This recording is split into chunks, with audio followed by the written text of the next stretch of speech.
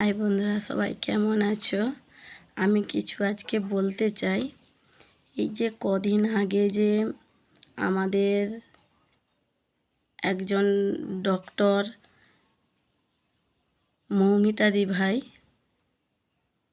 তার কি প্রাণটা যাওয়ার কথা ছিল? সে তো প্রাণ দান করে, সে যে একজন ডাক্তার, সে তো প্রাণ লোকে ফিরিয়ে দেয়। তার কি প্রাণটা চলে যাওয়ার কথা ছিল কোনো? এই যে আজকাল লম্পট ছেলেদের জন্য মেয়েরা কোনো বাইরে স্বাভাবিক বেরোতে পারছে না ভয়ে। তা আজকালে আইন ব্যবস্থা কী নিচ্ছে?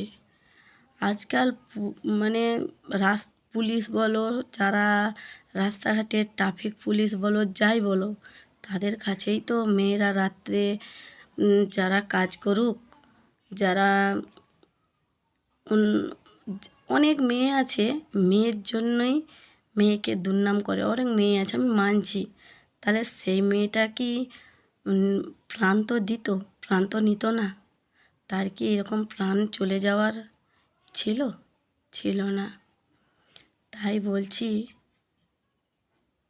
তাহলে এই যে আজকাল পুলিশের কাছে কিভাবে মেয়েরা তাদের অসহায়তা জানালেই তো তাদের কাছে বিপদ।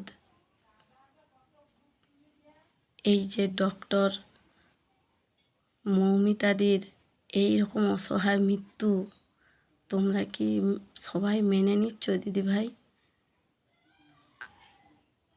আমি এই মমতা দিদিভাইকে বলছি, দিদিভাই তুমি প্লিজ মেয়েদেরকে একটু সম্মানের সাথে বাঁচতে দাও।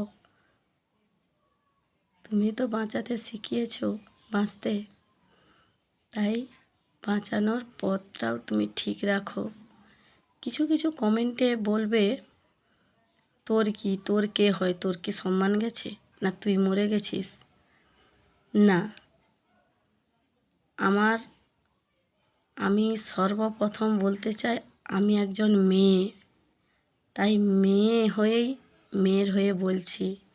তাহলে আজকে তার সঙ্গে হয়েছে, কালকে তার সঙ্গে হবে, কালকে আমার সঙ্গে, কার সঙ্গে হবে কেউ কি জানে? তাই বলছি, এই যে আইন ব্যবস্থাটা মেয়েদের জন্য, সব সময়ের জন্য এইটা কেন হচ্ছে?